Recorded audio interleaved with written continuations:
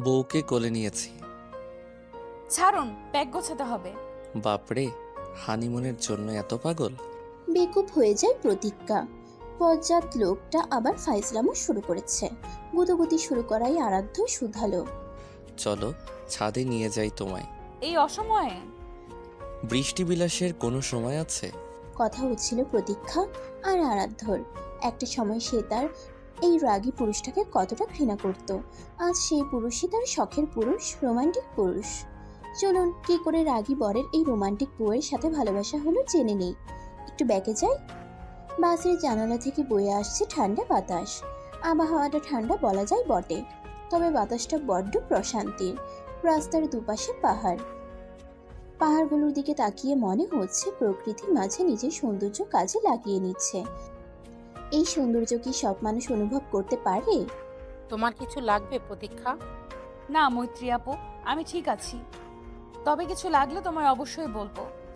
বলবে কিন্তু কেমন? একদম সংকোচ বোধ করবে না। এই ভ্রমণে আমাদের মধ্যে একদম ছোট্ট পাখিটি তুমি। আমি চাই না কোনো অসুবিধা হোক। তুমি থাকতে এই প্রতীক্ষার কোনো অসুবিধা হতে পারে না, বুঝলে? জি হয়েছে, আর বলতে হবে না। এখন একটু ঘুমিয়ে নাও। অনেক তো প্রকৃতি দেখলে, চোখ দুটো বিশ্রাম প্রয়োজন। কিছুক্ষণ পরে আমরা কুমিল্লায় থামবো, তখন জাগিয়ে দেব তোমায়, কেমন? ঠিক আছে মৈত্রী আপু। মা বাবার একটা মাত্র মেয়ে প্রতীক্ষা, খুব শান্ত স্বভাবের মেয়ে। যদি মেয়েটির কেউ বর্ণনা চাই তাহলে এক শব্দে মায়াবী বলা যেতে পারে। গায়ের রং হলদে ফর্সা, দেখতে আহামরি সুন্দর নয়, তবে চেহারায় রয়েছে উপচে পড়া মায়া। প্রথম দেখাতে যে কেউ বলবে মেয়েটি মায়াবতী। প্রকৃতির প্রতি আলাদা একটা টান প্রতীক্ষার। প্রকৃতি আরো গভীরভাবে অনুভব করার জন্যই সে ছুটে চলেছে বাংলাদেশের অন্যতম সৌন্দর্যের রাজ্য খাগড়াছড়ি। সে শুনেছে প্রকৃতির বিশাল উদাহরণ কেউ দেখতে চাইলে সে যেন খাগড়াছড়ি যায়। যদিও প্রথমে আসতে চায়নি, কারণ এই ভ্রমণের সবাই তার ভার্সিটির সিনিয়র। মৈত্রী আপু আর সাহিল ভাইয়া ছাড়া কাউকে তেমন চেনে না। এই দুজন তার বড্ড কাছের মানুষ। ভার্সিটির প্রথম দিনেই কিছু সিনিয়র প্রতীক্ষাকে র্যাগ দেয়। মৈত্রী সেদিন প্রতীক্ষাকে রক্ষা করতে এগিয়েছিল। তারপর থেকেই মৈত্রীকে বড় বোনের স্থান দেয় প্রতীক্ষা। বড্ড ভাব দুজনের মধ্যে। রাত বাজে 1:40। বাসে সবাই ঘুমোচ্ছে, তবে একজনের নেত্র পল্লব ছাড়া। সে যেন আর অপেক্ষাই করতে পারছে না। বড্ড লাফাচ্ছে মনের ভেতরটা। তবে বেশিক্ষণ ঘুমের সাথে যুদ্ধ করতে পারল না প্রতীক্ষা। এক সময় আপনা আপনি চোখ দুটো লেগে গেল। ঘুম হয়েছে প্রতীক্ষা? হ্যাঁ আপু, ভেবেছিলাম একদম ঘুম আসতে দেব না, তবে কি করে যে চোখ দুটো লেগে এলো টেরই পাইনি। খুব ভালো হয়েছে। না ঘুমোলে এত বড় যাত্রা কষ্ট হয়ে যেত। আন্টির সাথে কথা হয়েছে? এই দেখেছো, ভুলেই গিয়েছি যে।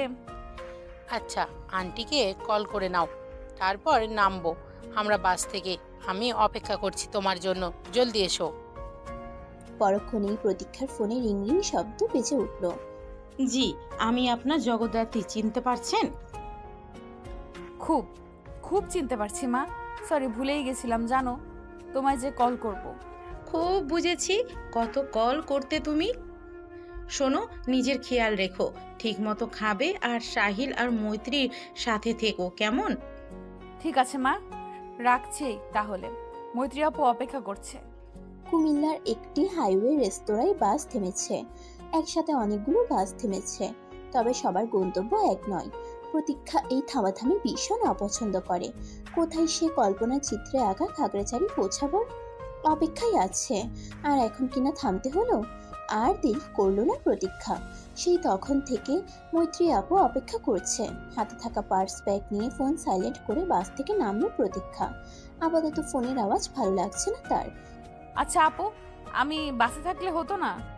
আর একবার এই কথা বললে কিন্তু রাগ করব। তুমি তো আমার ছোট বোনই, সবাই কত ভালোবেসে তোমায়। চলো, পরিচয় হয়ে যাবে, আর একদম সংকোচ বোধ করবে না, কেমন? ঠিক আছে আপু। ভয় এবং সংকোচ দুটোই যেন চেপে ধরেছিল প্রতীক্ষাকে, তবে তা কাটাতে বেশি সময় লাগেনি। সবার সাথে মৈত্রী একে একে পরিচয় করিয়ে দিল। মানুষগুলো ভীষণ ভালো আর মিশুক। হাসতে হাসতে সময় কাটাও দ্রুত ঘনিয়ে এলো। বিরতির সময় শেষের পথে। খাওয়া দাওয়া শেষ করে যে যার জিনিস নিয়ে বাসের দিকে হাঁটা ধরলো। প্রতীক্ষাও যেতে নেবে, ঠিক তখনই পেছনের এক পুরুষালী আওয়াজে তার কর্ণপাত ঘটল। এই যে শুনছেন? আরে আজব তো, এই মেয়ে শুনছেন? আপনি কি আমায় ডাকছেন? এখানে আর কে আছে?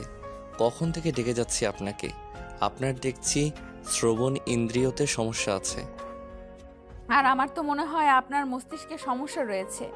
মেয়েদের সাথে কি করে কথা বলতে হয় তা আপনার জানার বাহিরে।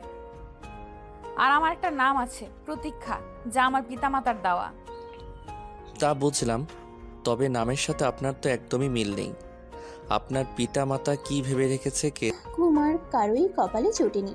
মৈত্রী এসে না ঘুমানোর জন্য হুপ করে বকেছে দুটোকে, তবে ঠাট্টার বকা কারোরই গায়ে লাগেনি। সাদার উপর গোলাপি ব্লক প্রিন্টের একটা সুতি সালোয়ার কামিজ পরেছে প্রতীক্ষা। মেয়েটা যেন এতেই বেশি স্বাচ্ছন্দ্য বোধ করে। চোখে একটু খানি কাজলের ছোঁয়া লাগালো আর ঠোঁটে হালকা লিপস্টিক। কোমর পর্যন্ত চুলে একটা বিনি করে নিল। এই তো শেষ। চটজলদি তৈরি হয়ে নিচে নেমে এলো প্রতীক্ষা।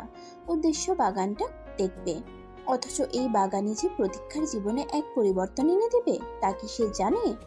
বাস থেকে নামার পর বেশ 2 ঘন্টার একটা ঘুম দিচ্ছিল আরাধ্য। খাগড়াছড়ি এসেছে অফিসের প্রজেক্টের কাছে। ঘুরোঘুরি তেমন পছন্দ না ওর। সবার থেকে বেশ দক্ষ থাকায় অফিসের বস এক প্রকার জোর করেই পাঠিয়েছে ওকে। ফোনের ক্রিং ক্রিং আওয়াজে সুখের ঘুমের সমাপ্তি ঘটল তার। বেশ বিরক্তির সাথে ফোন রিসিভ করতে হলো। হ্যালো। সরি স্যার, ঘুমাচ্ছেন? হ্যাঁ, একটু চোখ লেগে এসেছিল, বলো। স্যার বলছিলাম যে 10:30 বাজে, আমাদের বের হওয়ার সময় হয়ে গিয়েছে। ও শিট। ওকে রাখো, তোমরা নামো, আমি আসছি। Okay sir. মুহূর্তেই আরাধ্যের মনে পড়ে গেল কালকের রাতের কথা। কি যেন নাম বলেছিল মেয়েটা? ধুর, ওর নাম কেন ভাবছে সে? একটা মানুষ এতটা অকৃতজ্ঞ হতে পারে? কাল রাত থেকে প্রতীক্ষার কথা মাথা থেকে ফেলতেই পারছে না আরাধ্য। বেশ ক্ষোভ জমে আছে মেয়েটার উপর। আচ্ছা মতো কথা শুনিয়ে দিলে বেশ লাগতো। পরক্ষণেই মনে হলো ওর দেরি হয়ে যাচ্ছে। মাথা থেকে চিন্তা ভাবনা বাদ দিয়ে তৈরি হতে চলে গেল। বেশ ভালো পরিবারের ছেলে আরাধ্য। শ্যামবর্ণের মুখে হালকা চাপা দাড়িগুলো উঠানামা করছে। বেশ লম্বা বললে ভুল হবে না। দেখলে যে কেউ বলবে ছেলেটা সুপুরুষ। তবে নিজেকে নিয়ে বেশ সিরিয়াস সে। বাবার নিজের কোম্পানি থাকা সত্ত্বেও সেই কোম্পানিতে জয়েন দেয়নি। নিজের যোগ্যতায় অন্য একটা কোম্পানিতে বেশ ভালো একটা পদে আছে। কাজ ছাড়া কখনো বাহিরের কিছুতে আগ্রহ প্রকাশ করেনি সে। হালকা আকাশি রঙের একটা শার্ট আর সাথে ব্লেজার পরে নিল আরাধ্য। সবে শীত পড়তে শুরু করেছে। ঢাকায় তেমন নেই, তবে এখানে বেশ ঠান্ডা। হাতে থাকা ঘড়ির দিকে তাকিয়ে দরজার দিকে পা বাড়ায় আরাধ্য। তড়িঘড়ি করে নিচে নেমে এলো আরাধ্য। বড্ড দেরি হয়ে গিয়েছে। যেখানে আরো 1 ঘন্টা আগে ওদের গাড়ি নিয়ে বের হয়ে যাবার কথা। আশেপাশে চোখ বুলিয়ে দেখছে আরাধ্য। এখনো কেউ নামেনি। মাথা গরম হতে আর 2 দণ্ড সময় লাগলো না তার। এতটা ইরেসপন্সিবল মানুষদের নিয়ে এসেছে। পরক্ষণেই কিছু একটাতে চোখ দুটো আটকে যাওয়ায় স্থির হয়ে রইল আরাধ্য। এই আটকে সেই যাওয়া নয়, এই আটকে যাওয়া যেন তার সারা জীবনের জন্য মাথা ঠান্ডা করতে যথেষ্ট। কোমর পর্যন্ত চুলে বেনি করা মেয়েটির। বেনির ফাঁক দিয়ে বেরিয়ে আসে চুলগুলো আনমনে বাতাসের সঙ্গে খেলা করছে। পরনে সাদার উপর গোলাপি ফুলের কামিজ, জর্জেট ওড়না। বারবার বাতাসের পানে ছুটে চলায় মেয়েটার সামলাতে যাই অবস্থা। কেমন যেন শুভ্র ভাব আছে মেয়েটার মধ্যে। বিশেষ কিছু যেন আছে মেয়েটার মধ্যে, যা আরাধ্যর মতো সুপুরুষের নজর এড়ায়নি। আহ, চেহারাটা দেখা যাচ্ছে না কেন? সে কখন থেকে পেছন দিকে ফিরে কে দেখছে তা কে জানে। এদিকে ঘুরলে কি সমস্যা মেয়েটার? অতঃপর দেখলো একটি মেয়ে এসে সেখান থেকে তাকে নিয়ে যাচ্ছে। বড্ড হতাশ হলো আরাধ্য। ইস, মেয়েটার চেহারাই তো দেখা হলো না। কি ভাবছিস তুই আরাধ্য? কখনো কোনো মেয়ের পাল্লায় পড়িসনি, আর আজ কিনা এক রহস্যময়ী কেশ বালিকার মুখ অবয়ব দেখার জন্য অস্থির হয়ে পড়ছিস? তবে মেয়েটির জন্য একটি নাম নির্ধারণ করলে মন্দ হবে না, সুকেশিনী। হ্যাঁ, একদম মানানসই। তোমায় তো এই আরাধ্য খুঁজে বের করবেই সুকেশিনী। তুমি জানো সারা গেস্ট হাউস ঘুরেও তোমায় খুঁজে পাইনি। মাঠের উপরের পাথরগুলো পা দিয়ে আনমনে নড়াচড়া করে যাচ্ছে প্রতীক্ষা। মৈত্রী আপুর বকা কর্ণকুহুরে পৌঁছাতেই মুখ তুলে তাকালো। কিছু একটা চিন্তা করলো। ঠোঁট উল্টে আহ্লাদি স্বরে বলল, এই মৈত্রী আপু, দেখো না কি সুন্দর একটা বাগান। এখানে এলে কি আর বাস্তব জ্ঞান থাকে বলো? হয়েছে তোমার বাগান দেখা, নাকি এখনো বসে থাকবে? কতটা টেনশনে ফেলে দিয়েছিলে আমায়। ভুবন বুড়ানো হাসি দিয়ে 2 হাত দিয়ে শক্ত করে মৈত্রীকে জড়িয়ে ধরে নরম স্বরে প্রতীক্ষা বলল, আচ্ছা হয়েছে, আর রাগ করতে হবে না। আর এমন করে জ্বালাবো না তোমায়, কেমন? সাহিল গাড়ি নিয়ে অপেক্ষা করছে আমাদের জন্য। আচ্ছা চলো যাই তাহলে। হ্যাঁ এসো। খাগড়াছড়ির এই বৈচিত্র্যময় রাস্তা, এই পাহাড়গুলো মেঘের সঙ্গে লুকোচুরি খেলছে। তো এই পাহাড়গুলো আবার আকাশ ধরার প্রচেষ্টায় আছে। নীল আকাশের মাঝে মেঘগুলো দেখে মনে হচ্ছে এই পাহাড়ে উঠলেই ছুঁয়ে ফেলা যাবে। এই দৃশ্য যারা দেখেনি তারা হয়তো জীবনের আসল স্বাদই এখনো অর্জন করতে পারেনি। প্রকৃতির মাঝে হারিয়ে যাওয়া এ যেন এক বিশেষ পাওয়া। প্রতীক্ষারা সবাই মিলে মাইক্রোবাস ভাড়া করেছে। গান গাইতে গাইতে বেশ চলছে ভুবন ভোলানো প্রকৃতির সৃষ্টির মাঝে দিয়ে। বড়দের মাঝে যে এক ধরনের জড়তা ছিল, প্রতীক্ষার মাঝে যেন সেটিও উধাও হয়ে গিয়েছে। সবার সাথে কেমন একটা আপন আপন বন্ধন। তবে এরাও বেশ ভালো, বড্ড কাছের করে নিয়েছে প্রতীক্ষাকে। তবে একজনের প্রতি বেশ অদ্ভুত ধারণা হয়েছে। তবে ধারণা বললে ভুল হবে, শব্দটা হবে সন্দেহ। সাহিল ভাইয়ার বেশ কাছের বন্ধু নাদিম ভালোভাবে খেয়াল রেখে চলেছে প্রতীক্ষার, কখন কি লাগবে না লাগবে, কোনো সমস্যা আছে কিনা, এমনকি গাড়ি ধীরে চালাবে কিনা সেটা নিয়েও কয়েকবার প্রতীক্ষাকে জিজ্ঞেস করা হয়ে গিয়েছে। এটা কি স্বাভাবিকভাবে নেওয়া যায়? মেয়েদের ষষ্ঠ ইন্দ্রিয়তা আবার বেশ প্রখর। দূর, একটু বেশি ভাবনা চিন্তা হচ্ছে। মাথা থেকে সব উটকো চিন্তা ছেড়ে ফেলে প্রতীক্ষা আবার প্রকৃতির দিকে নজর দিল। বিরাট দলটা রাজ গন্তব্য খাগড়াছড়ির বেশ নামকরা স্থান রিসেন ঝর্ণা। জায়গাটা ভীষণ রকমের সুন্দর, তবে যেতে হলে বেশ কিছুটা পথ আগে নামতে হয়। একেবারে 35 থেকে 40 মিনিটের ঢালু পথ। উঁচু নিচু ঢালু পথ পেয়ে নিচে নেমে তবেই ঝর্ণার দেখা মিলবে। তবে বেশ কিছু দূর আগে থেকেই ঝর্ণার কলকল ধ্বনির কর্ণপাত ঘটে। প্রতীক্ষারা পৌঁছাবার পর থেকে একে একে গাড়ি থেকে নামতে লাগলো। সাহিল নেমে গিয়ে আশেপাশে পর্যবেক্ষণ করলো। কিছুক্ষণ দূরে গিয়ে দেখে এসে সবার উদ্দেশ্যে বলল, সামনে পাহাড়ি পাহাড়ি ঢালু পথ, যেতে আমাদের বেশ কিছুক্ষণ লাগবে। সবাই পানির বোতল সাথে নিয়ে নাও, কপাল ভালো লাগলে যাওয়ার পথে শরবতও পেতে পারি। নিরাপত্তা অবলম্বন করতে সবাই একটা লাঠি কিনে নিল। লাঠি ছাড়া এই দুর্গম পথ হাঁটা মানে নিজের কোমর ভাগার প্ল্যান করা ছাড়া আর কিছুই না। কিছু ছেলে যদিও চাচ্ছিল বাইক ভাড়া করে নিচে যাবে, সাহিল এক কথায় না করে দিয়েছে। সবার একসাথে এগিয়ে চলাই মঙ্গল হবে। যার যার লাঠি নিয়ে একে একে সবাই নিচে নামতে লাগলো। মাথার উপর চড়া রোদ বিরক্তি ধরিয়ে দিলেও সবার মধ্যে টান টান উত্তেজনা কাজ করছিল। নাদিম বেশ কিছুক্ষণ পরপর দেখে যাচ্ছিল প্রতীক্ষাকে। মেয়েটা এমন কেন?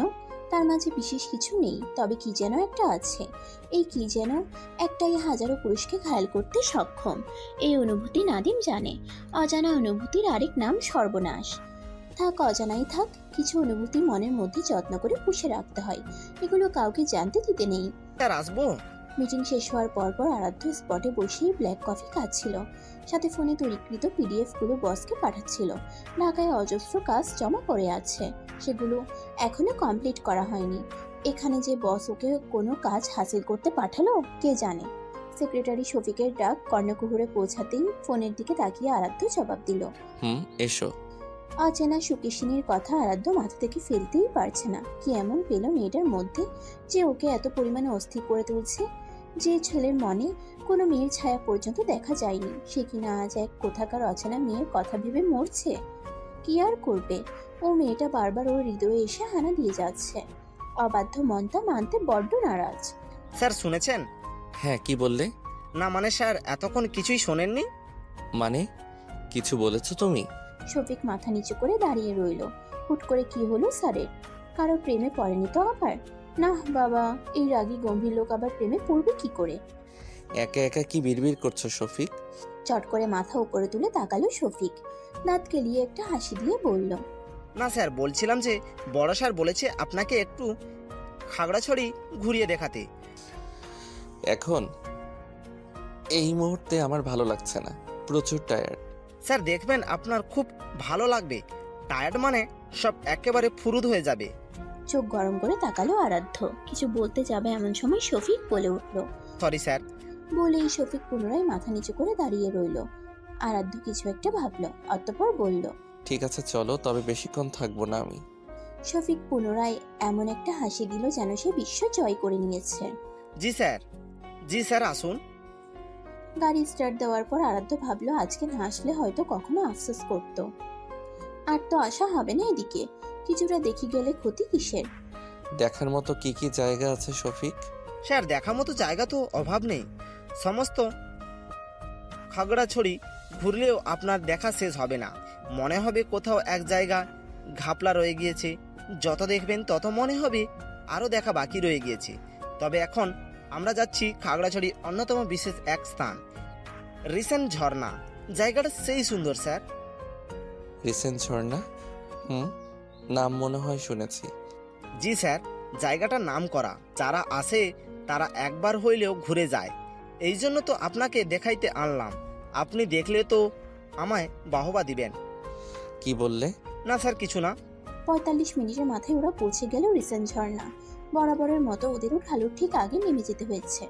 সামনে এত বড় ঢালু দেখে আরাধ্য চোয়াল শক্ত করে বলল, আমায় এত পথ? না, সে তো পড়ে যায়নি, সে বেঁচে আছে, কেউ তাকে বাঁচিয়েছে। মনে মনে অলরেডি কালিমা পড়ে ফেলেছিল প্রতীক্ষা, কিন্তু কোনো মহান এক ব্যক্তি এই যাত্রায় তাকে বাঁচিয়ে তুলল। তবে কে সে? প্রতীক্ষা চোখ খুলে পিছে ফিরে তাকাবার ইচ্ছে প্রকাশ করলো। যে ব্যক্তিটা তার প্রাণ বাঁচিয়েছে তাকে একবার মন প্রাণ খুলে দেখা দরকার। সপ্তম আশ্চর্যের আকাশে পৌঁছে আরাধ্য নিজের চোখ দুটোকে পুনরায় কচলায়। নিজের চোখে বিশ্বাস করতে পারছে না সে। এই ডেঞ্জারাস মেয়েটা, এই মেয়ের জন্য নাকি সে তার মনের দুয়ার খুলতে চেয়েছিল। তবে মনে মনে কেন যেন মেয়েটির এইভাবে দেখা পেয়ে আরাধ্যের খুব একটা খারাপও লাগেনি। আপনি? ভ্রু দুটি কুচকালো প্রতীক্ষা। সামনে থাকা যুবকটিকে আপাত মস্তক দেখতে লাগলো। শ্যাম বর্ণের মুখে চুলগুলো কপালের সঙ্গে লেপ্টে আছে, কোচা কোচা দাড়িগুলো বড় হবার পথে। ওর মতোই ভ্রু দুটি কুচকে রেখেছে। দেখে মনে হচ্ছে বিশাল একটা ধাক্কা খেয়েছে, কিন্তু লোকটা যে বড্ড চেনা চেনা লাগছে। কই যেন দেখেছে। আরে হ্যাঁ, এ তো সেই অদ্ভুত লোকটা। খাগড়াছড়ি আসার পথে প্রতীক্ষা ব্যাগ নিতে ভুলে যাওয়ায় এই লোকটাই ওকে ডেকে ব্যাগ দিয়েছিল, কিন্তু লোকটার মধ্যে ম্যানার্সের ছিটে ফোটাও নেই। উফ, এই লোকই আবার ওকে বাঁচাতে গেল। এর থেকে ঠুস করে পড়ে গিয়ে মরে যেত, সেটাই ভালো হতো। তো কি অন্য কাউকে আশা করেছিলেন নাকি? আরাধ্য অবাক হলো। এমন জবাব সে কখনো আশা করেনি। এই মেয়েটা আসলেই একটা যন্ত্রণা। বিন্দু মাত্র ধন্যবাদ পর্যন্ত জানানোর প্রয়োজন বোধ করছে না, উল্টো আবার তর্ক করছে। দেখুন, আমি আপনার সাথে কোনো রকম কথা বাড়াতে চাচ্ছি না। এর পরের বার বেশি সাহস দেখাতে যাবেন না। আমি ছিলাম বলে বেঁচে গেলেন। দেখুন, সাহায্য করেছেন বলে ভাববেন না আপনি আমার মাথা কিনে নিয়েছেন। আরাধ্য কিঞ্চিত হাসলো। এইসব মেয়েকে কি করে সামলাতে হয় ও ভালো মতোই জানে। তবে এখানে কোনো রকম ঝামেলা করতে চাচ্ছে না, নরম স্বরে জবাব দিল। মাথা তো কিনিনি, তবে আমার কপালটাই দেখুন না, প্রতিবার আপনাকে সাহায্য করতে এগিয়ে আসতে হয়। প্রতীক্ষা চকিতে জবাব দিল। এই, আপনি আমায় ফলো করছেন না তো? কপাল খারাপ কেন বলি দেখেছেন? একটা সামান্য ধন্যবাদ না দিয়ে সেই কখন থেকে আমায় অপবাদ দিয়ে যাচ্ছেন। বিষয়টা কি আপনার ন্যায় মনে হচ্ছে মিস প্রতীক্ষা? প্রতীক্ষা একটুখানি ভাবলো। না, আসলেই তো মানুষটা না থাকলে আজ এই সুন্দর প্রকৃতি উপভোগ করার আগেই বিদায় নিতে হতো ওকে। আশেপাশে চোখ আওড়ালো প্রতীক্ষা। ঝর্ণা এখনো বহমান, অথচ কিছুক্ষণ আগে কি ভয়ানক একটা পরিস্থিতিতে পড়তে হয়েছে ওকে। প্রতীক্ষা আরাধ্যের পানে মুখ তুলে তাকালো, কিছু না ভেবেই বলে ফেললো, ধন্যবাদ। সুবুদ্ধি উদয় হলো। আপনি আবার খোঁজা মারছেন? আপনি আবার কথা ধরছেন? বলেই আরাধ্য হেসে দিল। হেসে দিল কেন তা আরাধ্য নিজেও জানে না। এখানে তো হাসার মতো কিছু পেল না। তবে সুকেশিনীর দিকটাই নজর দিল আরাধ্য। যেমন কেশ তেমন তার মুখশ্রী। কালো কেশে হলদে বর্ণের রমণীকে কারো বুকে উথাল পাথাল লাগিয়ে দিতে সক্ষম। বাতাসে বেনির ফাঁক দিয়ে বেরিয়ে যাওয়া চুলগুলো নিজেদের উড়িয়ে নিচ্ছে। চোখের পাপড়িগুলো এদিকে নজর দিলেই বুকের মধ্যে অদ্ভুত কম্পন সৃষ্টি হচ্ছে। এই অনুভূতির নাম আরাধ্য জানে না। এমন একটা মেয়ের প্রতি ওর মিশ্রিত অনুভূতি কেন যে সজাগ হতে চাইছে তা বুঝতে পারছে না। আর হ্যাঁ, কালকে রাতের জন্য ক্ষমা করবেন, আমার তেমন ব্যবহার করা ঠিক হয়নি। নিজ ভাবনায় ব্যাঘাত ঘটায় চমকে তাকালো আরাধ্য। মেয়েটা ক্ষমা চাইলো না? ততটাও পাষাণ নয় মেয়েটা। যাক, আমারও ভুল ছিল, আসলে মাথা গরম ছিল তাই। সমস্যা নেই। আর কথা বাড়ালো না প্রতীক্ষা। আসলে আর কথা বাড়াতে মন চাইছে না। জায়গাটা এখন ত্যাগ করাই শ্রেয়, তাই করলো। চলে যাচ্ছেন? প্রতীক্ষার শ্রবণ ইন্দ্রিয় সজাগ হলো। পিছে ফিরে আরাধ্যকে কিছুক্ষণ দেখলো, কি যেন একটা ভাবলো। অতঃপর নরম স্বরে বলল, কপালে থাকলে আবার দেখা হবে। ধন্যবাদ আপনাকে, অদ্ভুত লোক। বলেই প্রতীক্ষা এক দৌড়ে স্থান ত্যাগ করলো। মেয়েটা এমন কেন? নিজেকে সম্পূর্ণ প্রকাশ করতে চেয়েও করে না কখনো। এই কঠিন আবার আনমনে গুটিয়ে ফেলার অযথা চেষ্টা। সে কি জানে কেউ একজন তাকে জানার চেষ্টায়? অদ্ভুত লোক নামটা শুনে বেশ লাগলো আরাধ্যের। একটু আগে সূর্যের হলুদাভ আলো ছুঁয়ে দিচ্ছিল প্রতীক্ষাকে। হলদে ফর্সা গরনের মেয়েটা যে সাধারণ হয়েও এত অসাধারণ হতে পারে তা কারো জানা ছিল না। মেয়েটাকে নিয়ে এত ভাবছে কেন ও? আচ্ছা, কোনোভাবে সে আরাধ্য নামক ব্যক্তিটার হৃদয়ে আসন পাততে চাইছে না তো? বুক ভর্তি ভালো লাগা তীব্র জমাতে শুরু করে এই অদ্ভুত লোকটির হৃদয় জুড়ে। শফিককে কল করে কি যেন একটা বলল আরাধ্য। অতঃপর মুখে মুচকি হাসির রেখা টেনে দিল। সি ইউ সুন মিস প্রতীক্ষা। প্রতীক্ষা এসে দেখে সবাই যে যার মতো মজা করে চলেছে। তার মানে ও যে এখান থেকে উধাও হয়েছিল সেটা কেউ দেখেনি। যাক বাবা, বাঁচা গেল। কোথায় যাওয়া হয়েছিল? পেছন থেকে মৈত্রীর কণ্ঠ শুনে চমকে উঠে প্রতীক্ষা। বিড়বিড় করে আল্লাহর নাম নিতে লাগলো। মৈত্রী আপু জানতে পারলে খুব বকবে। ঠোঁটের কোণে হাসি আনার চেষ্টা করে দৃঢ় কণ্ঠে বলল, এই তো আপু, আশেপাশেই ঘুরছিলাম। কি যে সুন্দর জায়গাটা, দেখলেই মন অশান্ত করে লাফাতে মন চায়। হ্যাঁ, দেখলাম তো। কত কি মন চায় আপনার। কোনো এক ভদ্রলোকের সাথে অধিক ঝগড়া করেছিলেন, কিছু হয়েছে? হাফ ছেড়ে বাঁচল প্রতীক্ষা। তার মানে মৈত্রী আপু কিছুই টের পায়নি। কিন্তু এখন কি বলবে? কিছুক্ষণ ভেবে প্রতীক্ষা বলল, আরে আপু, বাদ দাও না ওই টপিক, অনেক আগেই এইসব নিয়ে পরে ভাবা যাবে। এই সময়টাকে আমাদের উপভোগ করা দরকার। চলো যাই। মৈত্রী কিছু বলতে যেও বলল না। আসলে পরেও জানা যাবে কি হয়েছিল, কিন্তু এখনের সময়টাকে উপভোগ করা দরকার। প্রতীক্ষা টানতে টানতে মৈত্রীকে ঝর্ণার ধারে নিয়ে গেল। পরের দিন সকাল সকাল ঘুম থেকে উঠে চটজলদি তৈরি হয়ে নিল প্রতীক্ষা। সকাল বললে শব্দটা ভুল হবে। সকাল গড়িয়ে বেলা প্রায় মধ্যাহ্নের পথে। আজ তাদের উদ্দেশ্য আলো টিলা পর্যটন কেন্দ্র। খাগড়াছড়িতে অন্যতম আরেক বিখ্যাত জায়গা হিসেবে বেশ ভালো একটা উপাধি পেয়ে গিয়েছে এই আলো টিলা। শোনা যায় সেখানে গেলে নাকি খুব কাছ থেকে মেঘ দেখা যায়। এমনকি এলাকার মানুষ বলে সেখানে কেউ গেলে মেঘ ছুঁতে পারার শখ পূরণ করে আসতে পারবে। আমার পাহাড়ের পাশে সিঁড়ি দিয়ে উঠলে নাকি পুরো খাগড়াছড়ি শহর দেখতে পাওয়া যায়। সে এক ভিন্ন রকমের চোখ ধাঁধিয়ে দেওয়া দৃশ্য, যা লিখে বর্ণনা করা সাধ্যের বাহিরে। সন্ধ্যার মধ্যে ওরা ঘোরাঘুরি শেষ করবে। রাতে আবার ওদের ঢাকার উদ্দেশ্যে যাত্রা করতে হবে। ভাবতেই প্রতীক্ষার মনটা কেমন বিষিয়ে যাচ্ছে। জায়গাটা বড্ড মন কাড়া। শুধু প্রতীক্ষা কেন, যে কেউ এখানে এলে এই মায়া কাটিয়ে যান্ত্রিক শহরে যেতে চাইবে না। প্রতীক্ষা তৈরি হয়ে নিচে নেমে আসে। জায়গাটা কেমন লাগছে প্রতীক্ষা? আচমকা নিজের নাম কর্ণকুহরে পৌঁছাতেই কিঞ্চিত কেঁপে ওঠে প্রতীক্ষা। পেছনে ফিরে তাকাতেই নাদিমের মুখ অবয়ব তার দৃষ্টি আবদ্ধ হয়। মুখে হাসি রেখা টেনে প্রতীক্ষা উত্তর দেয়, জি ভাইয়া, ভালো লাগছে। আসলে জায়গাটা তো ভালো লাগার মতোই। আজ প্রতীক্ষা নীল রঙের কামিজ পরেছে, সাথে এক রঙা সাদা ওড়না। হাতে কতগুলো নীল কাচের চুড়ির সাথে খোলা কেশে আজ প্রতীক্ষাকে অপরূপা থেকে কিছুটা কম লাগছে না। তার উপর দমকা হাওয়া চুলগুলো কপালের উপরটায় আছড়ে পড়ছে। আচ্ছা প্রতীক্ষা, একটা কথা জিজ্ঞেস করি। প্রতীক্ষা জবাব দেওয়ার পূর্বেই সাহিল সবাইকে ডাকতে শুরু করে। এখন রওনা না দিলে বেশ খানিকটা দেরি হয়ে যাবে। ভাইয়া চলুন, সবাই ডাকছে। হ্যাঁ হ্যাঁ চলো। সোজা ঢালাই করা রাস্তার বাম দিকে মোড় নেয় আরাধ্যর গাড়ি। আলো টিলার মধ্যে বিশাল কাজ ঘেরাও ক্যাফেতে আজ শেখ ইন্ডাস্ট্রিজের মিটিং। ফোন ঘাটতে ঘাটতে সেক্রেটারির দিকে প্রশ্ন ছুড়ে দেয় আরাধ্য। যে কাজটা দিয়েছিলাম কমপ্লিট করেছিলে শফিক? কিছুটা আতঙ্কে শফিক আরাধ্যর দিকে মুখ ঘোরায়। আতঙ্কে থাকার কারণ হলো সে কাজটা করতে পারেনি। তবে এখানে সম্পূর্ণ দোষ যে তার, তা বলাও ঘোর অন্যায় হবে। স্যার, আসলে ওরা গেস্টের তথ্য প্রকাশ করতে অনিচ্ছুক। Stop it. চোখ গরম করে হুঙ্কার দেয় আরাধ্য। কিছুক্ষণ পর নিজ থেকেই শান্ত হয়। অবশ্য এটাই স্বাভাবিক। কোনো ম্যানেজার চাইবে না গেস্টদের ব্যক্তিগত তথ্য কোনো অচেনা ব্যক্তির নিকট প্রকাশ করতে। তবে এটুকু বুঝে গিয়েছে যে শফিককে দিয়ে কিছুই হবে না, যা করার ওকেই করতে হবে। প্রতীক্ষাদের দল আলো টিলাতে পৌঁছাতেই ঝুম বৃষ্টি তাদের আদ্র শুভেচ্ছা জানায়। হেমন্তের শেষে শীতের আগমনী বার্তা দিতে হয়তো এই বৃষ্টির আচমকা পদার্পণ। সবার মন খারাপ হয়ে গেলেও প্রতীক্ষার মন আজ আকাশ্য আনন্দে গিয়ে ঠেকছে। বৃষ্টি তার মারাত্মক পছন্দ। সেখানে এই অডেল সৌন্দর্যের স্থানে বৃষ্টি এসে যেন এর আকর্ষণ আরো দ্বিগুণ করে তুলেছে। আজ প্রতীক্ষা বৃষ্টি বিলাস করবে। তার প্রিয় স্থানে বৃষ্টি বিলাস করে সে পায়ের চিহ্ন রেখে যাবে। বহুত কষ্ট করে মৈত্রী আপুকে রাজি করিয়েছে প্রতীক্ষা। তোমার জ্বর হলে আমরা কি করব প্রতীক্ষা? প্রতীক্ষার এত সহজে জ্বর হয় না মৈত্রী আপু। বলি এক ছুটে প্রতীক্ষা গাড়ি থেকে বেরিয়ে পড়ল। আজ সে খুব ভিজবে। সমস্ত আনন্দ আজ নিজেকে উপহার দেবে প্রতীক্ষা। আকাশের ঘন কালো মেঘের ভেলা ভেসে বেড়াচ্ছে। আনমনে বৃষ্টিরা সেই মেঘেদের সাথে পাল্লা পাল্লি কেউ আরাধ্য। আচমকা ঘোর ভাঙলো প্রতীক্ষার। ছি কি লজ্জা! এই বজ্জাত লোকের মধ্যে দেখার কি আছে? কচু না ছাই।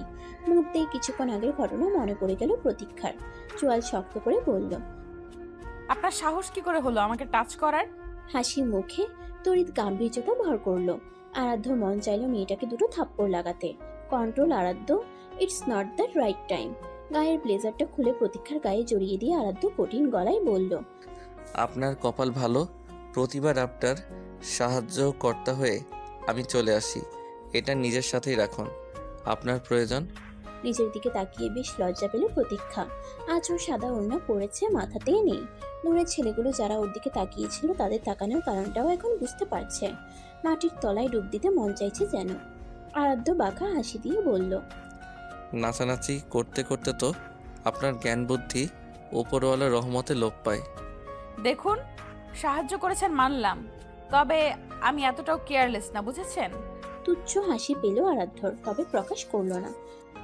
কতটা কেয়ারলেস তা তো কালও দেখলাম, আর আজও দেখে নিলাম। কি বললেন আপনি? ফর ইওর কাইন্ড ইনফরমেশন, আপনার সাথে এত খোশ গল্প করার সময় আমার নেই। বলেই আরাধ্য এক শীতল হাসি দিয়ে পুনরায় ক্যাফের দিকে পা বাড়ালো।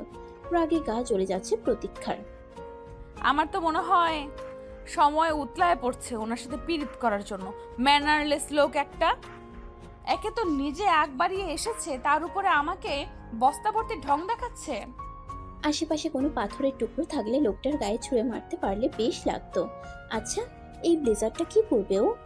ইচ্ছে করলো ব্লেজারটা ছুঁড়ে ফেরত দিয়ে আসতে, কিন্তু কি ভেবে যেন প্রতীক্ষা সেটি নিজের সাথেই জড়িয়ে রাখলো। অনেক দেরি হয়ে গিয়েছে, আজ রাতে আবার ঢাকার উদ্দেশ্যে রওনা দিতে হবে। দ্রুত গাড়ির পথে পা বাড়ালো প্রতীক্ষা। ভোর 5:30 ঘটিকায় নিজ ভবনে পদার্পণ করলো প্রতীক্ষা। মনে হচ্ছে যেন কতদিন পর এসেছে। সবে 3 দিন বাসা থেকে দূরে ছিল, তবুও 3 দিনকে 3 মাস মনে হচ্ছে প্রতীক্ষার কাছে। নিজের ঘরে এসে ফ্রেশ হতেই তার মা মিসেস শাহানার দেখা পেল। মুহূর্তেই মুখে হাসি ছেয়ে গেল প্রতীক্ষার। দৌড়ে মাকে জড়িয়ে ধরে আদুরে কণ্ঠে শুধালো, তোমায় বড্ড মিস করেছি মা। বুঝেছি খুব, মেয়ে আমায় কত মিস করেছে। মুখ ভেঙচি কাটল প্রতীক্ষা। সব সময় যেন এমন কোচা মারা যেন চাই। তুমি এমনই করো সব সময়। হয়েছে, আর রাগ দেখাতে হবে না, তবে একটু শোনো। ব্যাগ থেকে কাপড়গুলো নামিয়ে আলমারিতে রাখছে প্রতীক্ষা। না তাকিয়েই ব্যস্ত কণ্ঠে বলল, বলো, শুনছি। কাল না আমার ওই বান্ধবীটা আসবে। কিঞ্চিত ভ্রু কুচকালো প্রতীক্ষা। কোন বান্ধবী? ওই যে রুমা নাম মনে আছে তোর? আপাতত মনে পড়ছে না, তবে দেখলে মনে পড়তে পারে। তা তোমার জন্য ভালোই হয়েছে, বেশ একটা সময় কাটবে তোমার। বলছিলাম যে কাপড় রাখা হয়ে গিয়েছে। আলমারি ভালোভাবে বন্ধ করে মায়ের মুখোমুখি যে বসলো প্রতীক্ষা। তুমি ঠিক কি বলতে চাইছো মা? না, এই তো বলছি যে কাল বাসায় থাকিস। ও না, কি বলছি আমি, কাল কেন হতে যাবে? আসলে ও তোকে সেই ছোট্টকালে দেখেছে বল। ওর ছেলে আর তোর দেখা হলেই সাপ বেজির লড়াই শুরু হয়ে যেত। একটু মিলি থাকতে পারতিস না তোরা? ওর ছেলের কথা কি মনে আছে? প্রতীক্ষা কোনো আগ্রহ প্রকাশ করলো না। বলতে গেলে এখন কোনো আগ্রহ জাগতে চাইছেও না। প্রচন্ড ঘুমার ক্লান্তি ভর করেছে শরীরে, একটু ঘুমানো দরকার। আচ্ছা মা, সকালে উঠে বাকি কথা শুনছি, এখন আমায় একটুখানি ঘুমাতে দাও। ওহো, দেখেছিস, ভুলেই গিয়েছি আমি। এত বড় জার্নি করে এসেছিস, তোর ঘুম দরকার। ঠিক আছে, ঘুমো, আমি আলো নিভিয়ে দিয়ে যাচ্ছি। বিছানায় শোয়ার তাৎক্ষণিক একরাশ ঘুম এসে স্বপ্নের জগতে নিয়ে গেল প্রতীক্ষাকে। এই কয়দিন ঠিক মতো ঘুমাতে পারেনি। একে তো নতুন জায়গা, আর মস্তিষ্ক ভর্তি আগ্রহ ঘুমকে প্রবেশের অধিকার দেয়নি। সকাল 10টার মধ্যে উঠে পড়ল প্রতীক্ষা। বেলা করে ঘুমানোর অভ্যাস ওর নেই।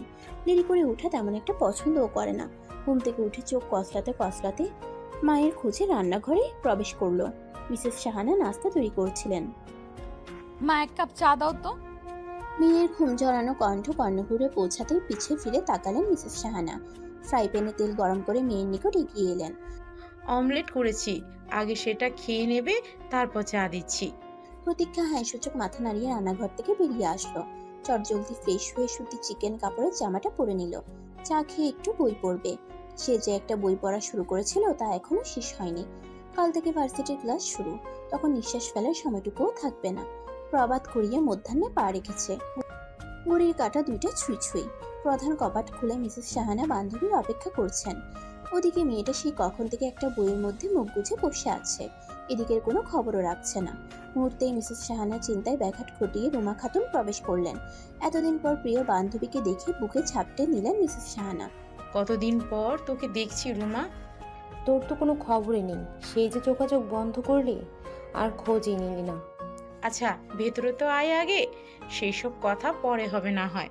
তবে তোর ছেলেকে দেখছি না যে, নিশ্চয়ই অনেক বড় হয়েছে। তা হবে না, কত বছর হয়ে গিয়েছে। তবে ওর না একটু কাজ পড়ে গিয়েছে রে, সেটা সেরে 10 মিনিট বাদেই চলে আসবি। বেশ, আয় তুই। স্মৃতির পাথা খুলে বসেছে দুই বান্ধবী। দুজনেই যেন তাদের কৈশোর জীবনে ফিরে গিয়েছেন। কে কি করেছে না করেছে একজন থেকে আরেকজন আগ বাড়িয়ে বলে যাচ্ছে। তার মাঝে চাপা খাচ্ছে বেচারি প্রতীক্ষা। রুমা খাতুন তো পারলে প্রতীক্ষাকে কোলের উপর বসিয়ে রাখে। সে বিশ্বাসই করতে পারছে না সেই ছোট্ট মেয়েটা এত বড় হয়ে গিয়েছে। তা তুমি জানো, তুমি ছোটবেলায় আমার ছেলেকে কত মারধর করতে? সপ্তম আশ্চর্যের শেষ ধাপে গিয়ে ঠেকলো প্রতীক্ষা। কিছুটা মনে করার চেষ্টা চালালো, না কিছুতেই মনে পড়ছে না। মাথা ঝাঁকিয়ে মুখে কিঞ্চিত হাসি আনার চেষ্টা করলো, যেন তার সব মনে পড়ে গিয়েছে। সঠিক সময়ে যেন ডোরবেলে টুংটাং ঘন্টা সকলের কর্ণপাত ঘটল। হাফ ছেড়ে বাঁচল প্রতীক্ষা। কপাট খোলার বাহানায় অন্তত কিছুক্ষণের জন্য হলেও মায়ের বান্ধবী থেকে ছাড়া পাওয়া যাবে। তড়িঘড়ি করে প্রতীক্ষা প্রধান কপাট খোলার উদ্দেশ্যে উঠে এলো। তবে খুলেই যে তার হাসির মুখে ঘন কালো মেঘগুলো এসে জমা হবে তা তার জানার সাধ্যের বাহিরে ছিল। ছাই রঙা শার্ট পরিহিত সেই পুরুষটা তার সামনে দাঁড়িয়ে। সিল্কি চুলগুলো ঘেমে শ্যামবর্ণের কপালের সঙ্গে লেপ্টে আছে। সেই শান্ত ভাবটা বজায় রেখেছে। চোখকে বিশ্বাস করতে বেশ কষ্ট হচ্ছে। না সে ভুল দেখছে না, স্বপ্নও তো নয়, তবে সে বাস্তবে রয়েছে, তার মানে সত্যি। এক প্রকার চিৎকার করে বলে উঠল প্রতীক্ষা। আপনি? কোনো ভাবান্তর দেখা মিলল না আরাধ্যের মধ্যে। বেশ শান্ত দৃষ্টি। প্রতীক্ষার চিৎকারে কিঞ্চিত ভ্রু কুঁচকালো। ভূত দেখার মতো চেঁচাচ্ছেন কেন? তাকে হাসবো? আপনি আমার বাসা পর্যন্ত চলে এলেন আর বলছেন ভূত দেখার মতো চমকাচ্ছে কেন? আমি যতটুকু জানি এটা আপনার না, আমার মায়ের বান্ধবীর বাসা। বেশ শান্ত স্বরে জবাব দিল আরাধ্য। অদ্ভুত তো, আমার বাসায় এসে আপনি আমাকে এই কথা শোনাচ্ছেন? দুজনে চেঁচামেচি অনুসরণ করে মিসেস সাহানা এবং রুমা খাতুন এগিয়ে আসলেন। মিটমিটিয়ে হেসে আরাধ্য এবং প্রতীক্ষার দিকে চাইলেন রুমা খাতুন। অতঃপর বললেন, এত বড় হয়েও তোদের ঝগড়া করার স্বভাব গেল না। বেশ সন্দেহের সঙ্গে দৃষ্টি আওড়ালো প্রতীক্ষা। রুমা আন্টি কি বলছে কিছুই বুঝতে পারছে না। বুঝলাম না। আরে ওই তো আমার ছেলে আরাধ্য আর তোমার। মিসেস সাহানা চোখ বড় করে তাকানোর ফলে সম্পূর্ণ কথার সমাপ্তি করতে পারলেন না রুমা খাতুন। বিরক্তির চরম পর্যায়ে পৌঁছে গেল প্রতীক্ষা। মন চাচ্ছে সামনের লোকটার মাথা হাতুড়ি দিয়ে ভেঙে দিতে। শেষমেশ কিনা এই বজ্জাত লোকটাই রুমা আন্টির ছেলে গিয়ে দাঁড়ালো। বাকিটা মুহূর্ত ওর বেজায় যন্ত্রণায় কাটবে তা পরিষ্কার। তবে কিছুক্ষণ পর যে খবরটাও পেতে চলেছে তার ঘুণাক্ষর আন্দাজও প্রতীক্ষা করতে পারছে না। আসতে পারি? নিজ কক্ষে অচেনা পুরুষের কণ্ঠ শুনে সতর্ক হলো প্রতীক্ষা। হাতে রাখা বইটি রেখে আরাধ্যর পানে দৃষ্টি দিল। লোকটার চুলগুলো শুকিয়ে এখন বাতাসের সঙ্গে এলোমেলো ভাবে খেলছে। না, লোকটা সুপুরুষ, তবে আস্ত একটা বজ্জাত। অতঃপর প্রতীক্ষা বেশ শান্ত স্বরে জবাব দিল, আসুন।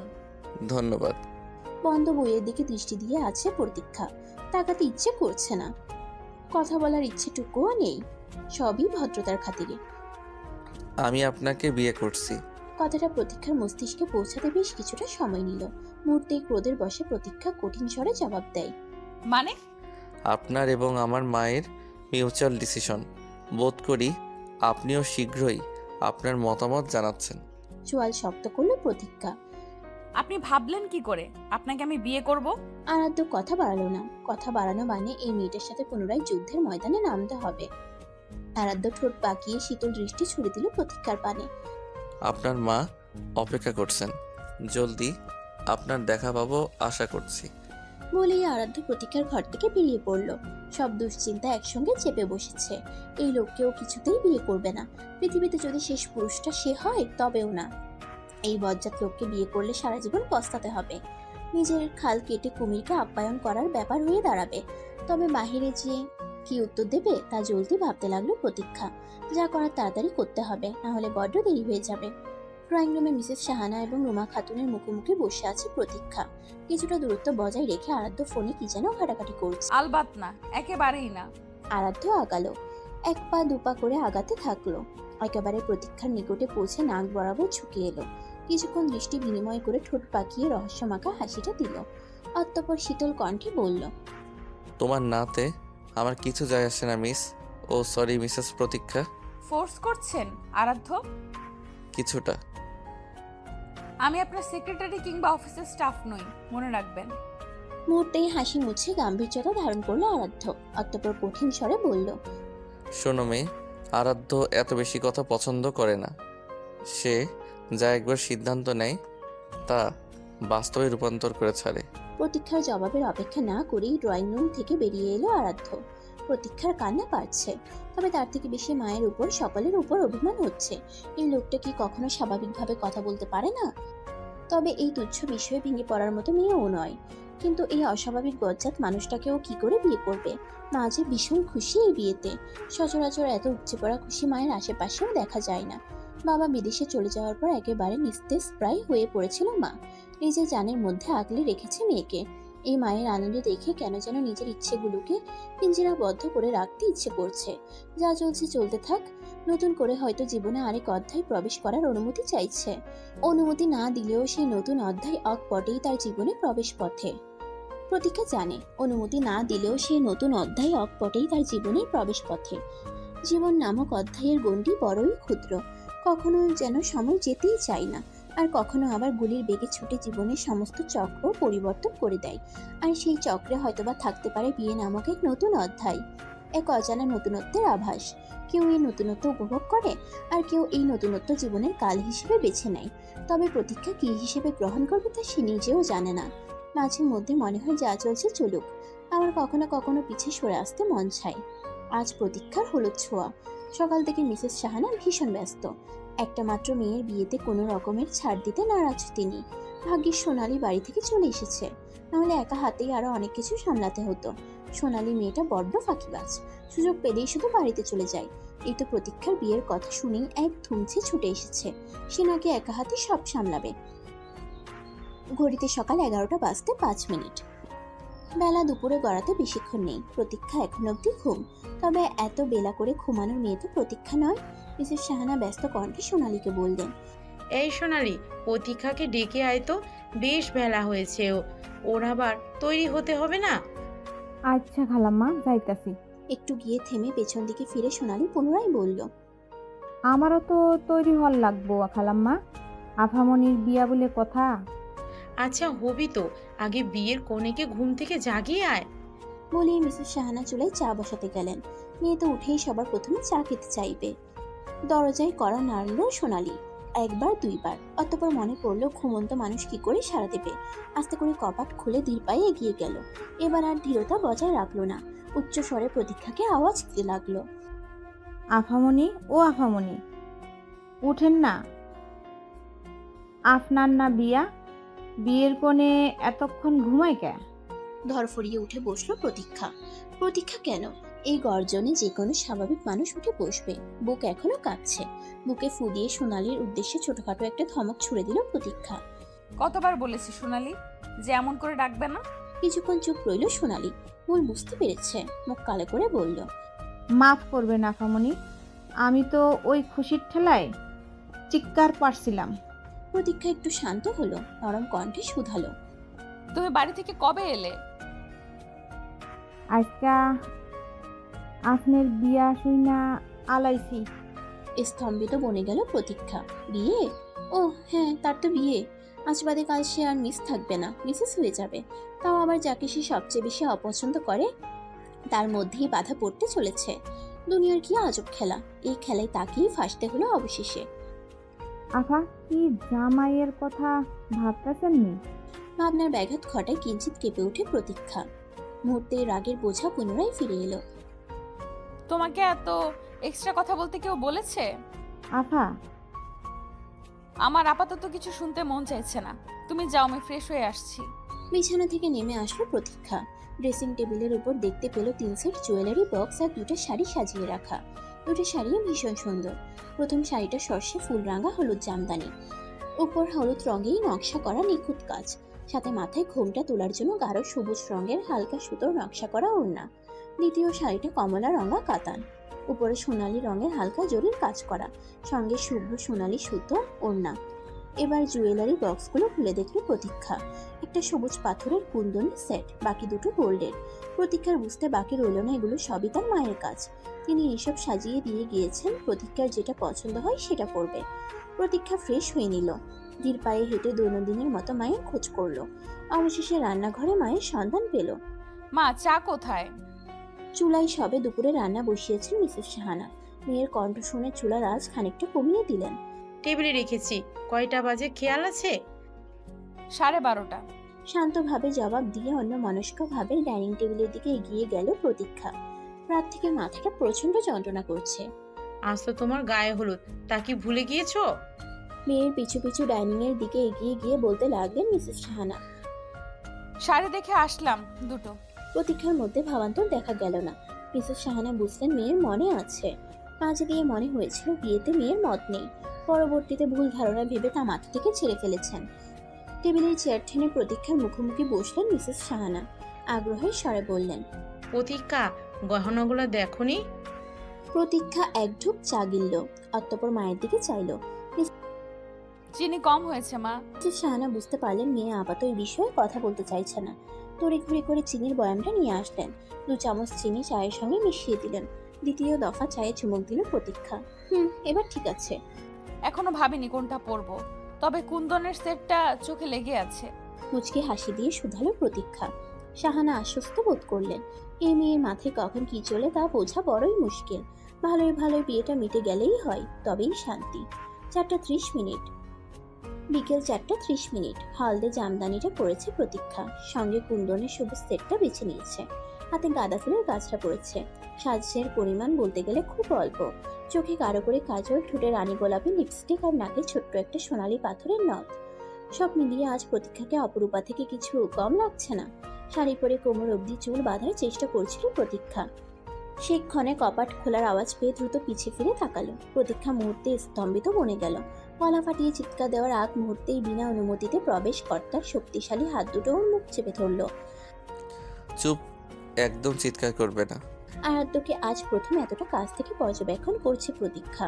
হলদে রঙের পাঞ্জাবিতে কোনো পুরুষকে এতটা সুন্দর লাগতে পারে তা তার জানা ছিল না। শ্যামবর্ণের কপালে বিন্দু বিন্দু ঘাম জমে আছে।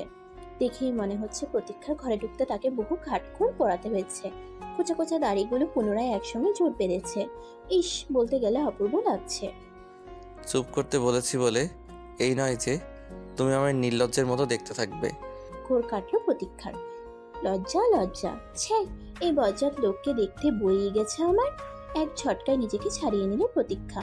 আপনার সাহস কি করে হলো একটা মেয়ের ঘরে বিনা অনুমতিতে প্রবেশ করার? একটা মেয়ের ঘর মানে? এটা আমার বউয়ের ঘর। কিঞ্চিত ভ্রু কুচকালো প্রতীক্ষা। বউ? যত সব আদিক্ষেতা। ধরে ইচ্ছা মতো শিক্ষা দিলে বউ করার স্বাদ মিটে যাবে। ভদ্র বলে চুপচাপ সহ্য করে যাচ্ছি। পিছে ফেরো, আচমকা বলে উঠল আরাধ্য। পিছে ফিরবো মানে? প্রতীক্ষা বুঝতে পারছে না কোন মতলবে এই লোকটা এসেছে, আবার কিনা পিছে ফিরতে বলছে। একটা চিৎকার দিলেই ব্যাটার সব মতলব পেরিয়ে যাবে। পিছে ফিরবে নাকি আমি ফিরতে সাহায্য করব? বিনা বাক্যে পিছে ফিরল প্রতীক্ষা। কারণ সে জানে এই লোকটা কিছু বললে তা করেই ছাড়ে। বজ্জাত কোথাকার। আরাধ্য পকেট থেকে বেলির গাছটাটা বের করে প্রতীক্ষার অর্ধেক খোলা চুলে তা পরিয়ে দেওয়ার চেষ্টা চালাতে লাগলো। একদম নড়বে না। প্রতীক্ষা কিছুটা বিরক্ত হলো। হাতে দিলেই হয়ে যেত, পরিয়ে দেওয়ার কি দরকার? অযথা চুলে জট পাকাচ্ছে। আপনি কি আমার চুল নষ্ট করার প্ল্যান করে এসেছেন আজকে? আরাধ্য কোনো জবাব দেওয়ার প্রয়োজন মনে করলো না। তৃতীয়বার চেষ্টা করার পর আরাধ্য অবশেষে সফল হলো। যাক, কাল সারা রাত ইউটিউব ঘাটা সফল হয়েছে।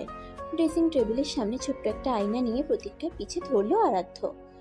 দেখো তো সুকেশিনী, তোমার কালো কেশে কেমন করে শুভ্রতা ছোঁয়ালাম। প্রতীক্ষা বাকরুদ্ধ। পেছন দিয়ে দুপাশে হালকা করে বেনি বটা। যদিও বেনির ফাঁক দিয়ে কিছু ছোট চুল উঁকি মারছে। তার মাছ দিয়ে তাজা গাছটা পেছিয়ে রাখা।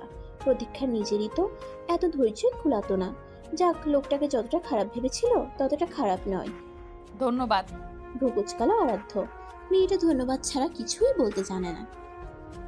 ধন্যবাদ। সাহায্য করলেন তাই। আরাধ্য এবার প্রতীক্ষার দিকে ঝুঁকে এলো। ভালো মতো দেখতে লাগলো তার হবু বউকে। একদম হালদে পাখি লাগছে আজ মেয়েটাকে। তার কল্পনা করা রূপ থেকেও হাজার গুণ সুন্দর লাগছে। এই জন্যই তো দেখার তৃষ্ণা মেটাতে এভাবে ছুটে এসেছে। আরাধ্য নরম কণ্ঠে শুধালো। এটা সাহায্য নয়। পিছিয়ে ড্রেসিং টেবিলের সঙ্গে ঠেকে গেল প্রতীক্ষা। লোকটা এত কাছে আসলে কেমন অস্বস্তি হয়। অগত্যাই পেছানোর চেষ্টা চালু বেঁধেছে। তবে এটা তার নিজস্ব ব্যক্তিগত পরি। বিয়ের পিড়িতে বসতেই হলো তবে। মাথা তুলে তাকালো প্রতীক্ষা, যেন কিছু শুনতেই পাইনি। শোনার প্রয়োজন বোধও মনে করছে না। আরাধ্য পুনরায় শুধালো। শাড়িতে মানিয়েছে বেশ। এবার উত্তর দেওয়ার জন্য প্রস্তুত হলো প্রতীক্ষা। ধন্যবাদ। তুমি কি ধন্যবাদ ছাড়া কিছু বলতে পারো না? না। কোনো ভাবান্তর নেই প্রতীক্ষার মধ্যে। আরাধ্য এবার সুর বদলালো। আমার কিন্তু পছন্দ ভালো, কি বলো? ভ্রু কুচকালো প্রতীক্ষা। আশেপাশে মানুষ দেখে মুখে পুনরায় হাসির আভাস আনলো। আরাধ্য দিকে না তাকিয়েই শুধালো। কি বলতে চাইছেন? না, বলছিলাম যে আমার পছন্দ করা শাড়ি পরেছো, এজন্যই তো এত সুন্দর লাগছে। রসিকতার স্বরে শুধোয় আরাধ্য। প্রতীক্ষা এবার ফিরে তাকালো। কি করে নির্লজ্জদের মতো নিজের প্রশংসা করছে। আবার কাল সে শুধু তাকিয়েছিল বলে তারই মাথা কেটে ছেড়েছিল, অথচ নিজের বেলায় 7 গুণ মাফ। নির্লজ্জের মতো প্রশংসা একমাত্র আপনি ছাড়া আর কেউ করতে পারবে না। আরাধ্য প্রতীক্ষার দিকে কিছুটা এগিয়ে এলো। অতঃপর কানে কানে বলল। নিজের বউয়ের বেলায় নির্লজ্জ হতে সমস্যা নেই। ইঙ্গিত বুঝতে পেরে বিস্ময় নিয়ে চোখ বড় বড় করে তাকালো প্রতীক্ষা। ছি ছি, এই লোকের সমস্ত লজ্জা কি করে এতটা লোক পেল? আসলেই একটা ম্যানারলেস। ভরা বিয়ে বাড়িতে কেউ এমন কথা বলে? 3 কবুল বলে বিয়ে সম্পন্ন হলো কিছুক্ষণ আগে। মিসেস শাহানা যেমন খুশি, তেমনি মেয়ে যাওয়ার দুঃখগুলো চেপে বসেছে। মেয়ে ছাড়া তিনি সম্পূর্ণ একা। এই মেয়েটা সারাদিন তার বাড়ি মাতিয়ে রাখত। এখন তো কথা বলার মানুষটাও নেই। তিনি আর কিছু ভাবতে চাইলেন না। হুট করেই কেউ পেছন থেকে এসে হাত চেপে ধরলেন। কিঞ্চিত কেঁপে উঠলেন মিসেস শাহানা। চোখের কোণে হালকা পানি জমে আছে। অগত্যাই মোছার চেষ্টা চালালেন। আমার কাছে মেয়েকে দিয়ে ভরসা পাচ্ছিস না? মিসেস শাহানার অশ্রু মুছে দিয়ে নরম কণ্ঠে শুধালেন রুমা খাতুন। তোকে নিজের থেকেও বেশি ভরসা করি। রুমা খাতুন কিছুটা হাসলেন। শক্ত করে মিসেস শাহানার হাত ধরলেন। আমরা কিনা আমাদের বাচ্চাদের এনজয় করব, আর তা না করে দাঁড়িয়ে দাঁড়িয়ে কান্না করছিস। এবার মিসেস শাহানাও হেসে দিলেন।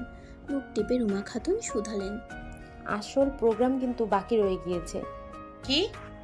রু কুচকিয়ে জিজ্ঞাসু দৃষ্টিতে তাকালেন মিসেস শাহানা। চল দেখবি। বলেই রুমা খাতুন মিসেস শাহানার হাত ধরে স্টেজের দিকে নিয়ে গেলেন। রুমা খাতুন স্টেজে গিয়ে আরাধ্যকে হাতে থাকা আয়নাটা ধরিয়ে দিলেন। বল দেখি, আয়নাতে কার মুখ দেখা যায়? আয়নায় দৃষ্টি নিক্ষেপ করলো আরাধ্য। মাথা নিচু করে তাকিয়ে আছে প্রতীক্ষা। মেয়েটা এমন করেই সবসময় তাকিয়ে থাকে। আবার মাঝে মধ্যে একদম চোখে চোখ রেখে তর্ক করবে, অথচ কাজের সময় ভেজা বেড়ালে রূপ নেবে। কোনো এক অজানা বেড়াজালে মেয়েটা ওকে দূরে সরিয়ে রাখে। তবে এবার তো তার জীবনে নাম লিখিয়ে ফেলেছে। বেশি দিন আর এই বেড়াজালকে বাসা বেঁধে থাকতে দেবে না। কি হলো বল? আরাধ্য এবার প্রতীক্ষার হাত নিজের সঙ্গে মুষ্টিবদ্ধ করলো। তড়িতে তাকালো প্রতীক্ষা। এই দৃষ্টি প্রতীক্ষার কাছে বড্ড অচেনা ঠেকছে। কি যেন লুকিয়ে আছে এই চাহনিতে। কালো গাছরা বেঁধে দেওয়ার সময় একবার কেমন করে যেন তাকিয়েছিল। প্রতীক্ষা বোঝেনি, বুঝতেও পারে না। আরাধ্য নরম স্বরে শুধালো। আমি দেখছি সেই মেয়েটাকে, যে সর্বপ্রথম আমার হৃদয়ের কম্পন থামিয়ে দিতে সক্ষম হয়েছিল। বিস্ময় নিয়ে তাকিয়ে আছে প্রতীক্ষা। শেষ বাক্যগুলো শ্রবণ ইন্দ্রিয়তে ঠেকে আছে। হৃদয়ের কম্পন থামিয়ে দিয়েছিল, অথচ ওদের সাক্ষাৎই হয়েছিল কিনা ঝগড়ার মাধ্যমে। হুট করেই ধীরে বলে ওঠে প্রতীক্ষা। কি বললেন? রহস্যময় হাসিটা দিয়ে উঠে আরাধ্য। হাতটা ছাড়িয়ে নেয় এবার। অতঃপর বলে। তুমি বুঝবে না। এই মানুষটাকে বুঝতে হলে পুনরায় জন্ম নেওয়া লাগতে পারে। লোকটা এই আদরে এই তো হাস্যকর, আবার কিছু সময় পর রহস্যের খোলসে আটকে ফেলে নিজেকে। মানুষটার মধ্যে কি চলছে তা সে কখনো প্রকাশ করে না বললে ভুল হবে, করতে চায় না। এই কেমন অনুভূতি যা প্রকাশের এতই অযোগ্য। বুঝতে পারে না প্রতীক্ষা। না থাকলেই কি আর না থাকলেই বা কি, ওর তো আর নেই, কখনো হবেও না। বিদায় বেলা ঘনিয়ে এসেছে, সমস্ত অশ্রু যেন আটকে আছে।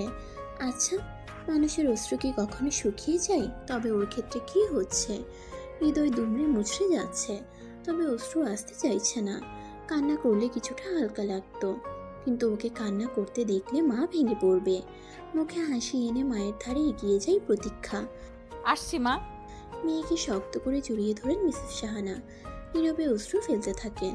মেয়ে ছাড়া আজ পুনরায় তার আলোকিত জীবন অন্ধকারে রূপ নেবে। মেয়েকে ছাড়িয়ে চোখ মুছলেন। তুই কি খুশি মা? খুশি। এক বাক্যে মিথ্যা একটা উত্তর দিয়ে দিল প্রতীক্ষা। এবার সবাইকে বিদায় দিয়ে গাড়িতে উঠে বসলো। অনুভব করলো চোখ দিয়ে গড়িয়ে অশ্রু নামছে। না, অশ্রু শুকায়নি তাহলে, অনুভূতিও কিছুটা তাজা আছে। অনুভূতিহীন হয়ে পড়লে মানুষ অশ্রু ফেলতে ভুলে যায়। তারা অশ্রু ফেলতে চাইলেও ফেলতে পারে না। এতটাও দূর অবস্থা হয়নি। তবে ততক্ষণে পরিচিত হাতজোড়া এসে প্রতীক্ষার গড়িয়ে যাওয়া অশ্রু মুছে দিল। পাশ ফিরে চাইল প্রতীক্ষা। আরাধ্য শুধালো। আমি জানি এই কষ্ট ভোগ করে নেওয়ার সাধ্য আমার নেই। আবার সেই রহস্যময় খোলস, সেই নরম আওয়াজ, সেই অচেনা ধেয়ে আসা অনুভূতি। প্রতীক্ষা চেয়ে আছে, পরবর্তী বাক্যের জন্য অপেক্ষা করছে। তবে অশ্রু মুছে দেওয়ার দায়িত্বটা তো নিতে পারি। নড়েচড়ে বসল প্রতীক্ষা। কারো দয়ার পাত্র হওয়ার ইচ্ছে ওর নেই। চোয়াল শক্ত করে বলল, প্রয়োজন নেই। আমার আছে। প্রতীক্ষা নিরুত্তর। কথা বলতে মন চাইছে না আপাতত। বলতে গেলে কোনো কথা বাড়ানোর ইচ্ছেই নেই। জানালার দিকে ফিরল প্রতীক্ষা। ভরাট পাতা শেষে সামনে বেরিয়ে থাকা চুলগুলো উড়িয়ে দিচ্ছে। এই বাতাসটা প্রশান্তির, তবে অনেক অজানা অনুভূতিগুলো জাগিয়ে দিতে চাইছে। তারা আসতে ব্যর্থ হচ্ছে, নাকি প্রতীক্ষা আসতে দিতে চাইছে না, কে জানে। সমস্ত কিছু এক বিরাট বিভ্রান্তিতে রূপ নিচ্ছে। কখনো কি এমন বিভ্রান্তি প্রণয়ের রূপ নিতে পারে? না, অযথা ছাইপাশ ভেবে চলেছে প্রতীক্ষা। মাথা যন্ত্রণা ধরিয়ে দিচ্ছে। খাটের উপর দুই পা ছেড়ে দিয়ে ঘুমাতে পারলে ভালো লাগতো। এখন এই ভরাট বাতাসটা উপভোগ করাই শ্রেয়। মাঝে মধ্যে কিছু ইচ্ছের বহিঃপ্রকাশ হতে নেই। রাত 11:30 ঘটিকা। সময় তার আপন বেগে ছুটে চলেছে। তবে শুধু সময় না, প্রতীক্ষার জীবনের গতির কাটাও ছুটে চলেছে। এই তো কিছুদিন আগে যে লোকটার সাথে প্রথম সাক্ষাতেই ঝগড়া। কখনো কি ভেবে পেয়েছিল যে সেই লোকটাই তার জীবনসঙ্গীর স্থান দখল করে নেবে? আসলে নিয়তি কখন কোথায় কার সাথে মিলিয়ে দেয় সেটা সকলেরই অজানা। আরাধ্য ছেলেটার যে রুচি আছে সেটা প্রতীক্ষা এবার মানতে বাধ্য হলো। পরিপাটি গোছানো একটা ঘর, যা বেশিরভাগ ছেলের ক্ষেত্রেই অসম্ভব। ছেলেরা ঘর অগোছালো রাখতে ভালোবাসে, বোধ করে বিয়ের পর বউ এসে সব গুছিয়ে দেবে। ব্যতিক্রম আরাধ্য। তা তার নিজ কক্ষ দেখিয়ে বিনা দ্বিধায় ঠাউর করা যায়। বেশ একটা বড় না হলেও বেশ সুন্দর করে সাজিয়ে রাখা। ফুলের উপস্থিতি যেন এই সৌন্দর্যকে আরো দ্বিগুণ বাড়িয়ে তুলেছে। ঘরের এক পাশে আলমারি, তার ঠিক বিপরীত দিকে বড় বইয়ের সেলফটা প্রমাণ করে দিচ্ছে আরাধ্য বেশ বই পড়ুয়া। সেলফে কোন কোন লেখকের বই পাওয়া যাবে না তা বলা মুশকিল। ঘরের সঙ্গে লাগোয়া ওয়াশরুম এবং কোনায় ছোট্ট একটা বারান্দা। পাশেই কাঠের ফ্রেমে বাঁধাই করা একটা ছবি। আরাধ্যর পরনে আকাশি রঙের শার্ট আর উপরে ব্লেজার। দুই পকেটে হাত দিয়ে দিব্যি হাসি মুখে দাঁড়িয়ে আছে। সিল্কি চুলগুলো একপাশে সরিয়ে রাখা। হাসিটা বড্ড প্রাণবন্ত লাগছে। মুখ ঘোরালো প্রতীক্ষা। এটা সেই দিনের ছবি যেদিন রিসেন্ট ঝর্ণাতে পড়ে যাওয়ার আগ মুহূর্তে আরাধ্য তাকে বাঁচিয়েছিল। সেদিন তো কথাও কম শোনায়নি। বারান্দার পথে পা বাড়ালো প্রতীক্ষা। উদ্দেশ্য একটু আকাশ দেখবে। আকাশ দেখলে মনের অনেকখানি ক্লান্তি খুঁজে যায়। আর রাতের আকাশ হলে তো কথাই নেই। কিছু একটাই দৃষ্টি স্থির হওয়ায় থমকে দাঁড়িয়ে যায়। চোখে ভুল দেখছে নাকি সত্যি দেখছে বুঝতে পারছে না। সামনে ওরই কৃত্রিম অবয়ব বাঁধাই করা এক কাঠের ফ্রেমে। তবে এই ফ্রেমটা একটু কারুকাজ করা। ছবিটা পেছন থেকে তোলা হয়েছে, মুখ দেখা যাচ্ছে না। এ তো সেই একই দিনের ছবি, তবে এটা গেস্ট হাউসের বাগানে। আরাধ্য এই ছবি পেল কোথায়? আর তুললই বা কে? হাজারটা প্রশ্ন প্রতীক্ষার মাথায় জট পাকাতে শুরু করে। সবকিছু এত জটিল হয়ে উঠছে যে কিছু বুঝে উঠতে পারছে না প্রতীক্ষা। আরাধ্য আসলেই ব্যাপারটা জিজ্ঞেস করবে, করতেই হবে। আজ রাতের আকাশটা বেশ সুন্দর করে সজ্জিত হয়েছে, যদিও তারা নেই। শুধু এক পাশ দিয়ে থালার মতো রূপলি চাঁদ উঁকি দিচ্ছে। রাতের আকাশ ভালোবাসে প্রতীক্ষা। এই আকাশের শাড়ি পরিয়ে তো তার কাঙ্ক্ষিত রমণী। মেয়েটা চুলও ঠিক মতো মুছতে পারে না। চোখ সরিয়ে পুনরায় ল্যাপটপের দিকে তাকিয়ে একটা মেইল সেন্ড করলো। গোলাপি ছাড়া কি আর কোনো রং দুনিয়াতে নেই? কটূক্তির স্বরে শুধুই আরাধ্য। প্রতীক্ষা মেয়েটা দিন দিন নিজের মায়ার জালে বেঁধে ফেলেছে তাকে। এই রংটা যেন মেয়েটা একটু বেশি ফুটিয়ে তোলে, একদম যেন ফুটন্ত পদ্ম ফুল। প্রথম যেদিন অপরিচিত প্রতীক্ষার প্রেমে পড়েছিল সেদিনও এই একই রঙের কামিজ পরেছিল। তবে মেয়েটাকে খোঁচাতে ওর বেশ লাগে, মুখটা কেমন পেঁচিয়ে রাখে। আরাধ্য তা দেখে মজা পায়। না, নেই। শান্তভাবে জবাব দেয় প্রতীক্ষা। সে কি রং পরবে না পরবে তাও কি এখন অনুমতি নিয়ে পড়তে হবে? আমার বাড়ির আবদার পেয়ে নিয়েছে নাকি? মুহূর্তেই ছবির ব্যাপারটা মাথায় আসলো প্রতীক্ষার। শাড়ির আঁচলটা দেখে নিল। ঠিকঠাক আছে। এগিয়ে এসে আরাধ্যর মুখোমুখি বসলো। একটা কথা জিজ্ঞেস করব? পিডিএফ ফাইল তৈরি করছিল আরাধ্য। ইচ্ছা ছিল আজ সারা রাত গল্প করবে প্রতীক্ষার সাথে, তবে মেয়েটার মধ্যে কোনো ভাবান্তর না দেখে কাজ নিয়ে বসে পড়েছে। বলে ফেলো। ল্যাপটপের দিকে দৃষ্টি রেখে জবাব দিল আরাধ্য। প্রতীক্ষা একটু নড়েচড়ে বসলো, জিজ্ঞাসু দৃষ্টিতে শুধালো। আমার ওই ছবিটা পেলেন কি করে? পিডিএফ করা আর একটু বাকি। এবার ল্যাপটপ বন্ধ করলো আরাধ্য। টানানো ছবিটার দিকে তাকালো, অতঃপর প্রতীক্ষার দিকে নজর আওড়ালো। এটা তুমি কে বললো? বেশ অবাক হলো প্রতীক্ষা। বারে দেখেই বোঝা যাচ্ছে তার ছবি, এমন অস্বীকার করছে কেন লোকটা? ধীর কণ্ঠে প্রতীক্ষা শুধালো। আপনার কি মনে হয় আমি নিজেকে চিনতে পারবো না? না। আরাধ্যর এক শব্দে জবাব। বেশ রাগ হয় প্রতীক্ষার। একে তো তার ছবি বিনা অনুমতিতে টানিয়ে রেখেছে, আবার বলছে এটা সে নয়। প্রতীক্ষাকে রাগে গজগজ করতে দেখে কিছুটা নরম হয় আরাধ্য। খানিক কাছে এসে বলল, যেদিন বুঝবে আমায় মনের আসনে স্থান দিতে পেরেছ সেদিন জিজ্ঞেস করবে, আমি বিনা দ্বিধায় তোমায় জবাব দিয়ে দেব। প্রতীক্ষা কিছু বলতে পারল না। এর উত্তর ওর কাছে নেই। মনের আসন এতই কি সোজা সবকিছু? দুনিয়াতে সবকিছু যদি এতটা সোজা হতো তাহলে কঠিন নামক কোনো শব্দ থাকতো না, আর অসফল নামের কোনো ব্যক্তির অস্তিত্ব পাওয়া যেত না। বালিশ নিয়ে নিচে নামতে নেই প্রতীক্ষা। পেছন থেকে হাত চেপে ধরে শুধুই আরাধ্য। কোথায় যাও? নিচে। ভ্রুকুচকালো আরাধ্য। নতুন বউ কিনা নিচে শুতে চাইছে? আমার শোয়া এতটাও খারাপ না। প্রতীক্ষা চুপচাপ। নাকি ভরসা পাচ্ছ না?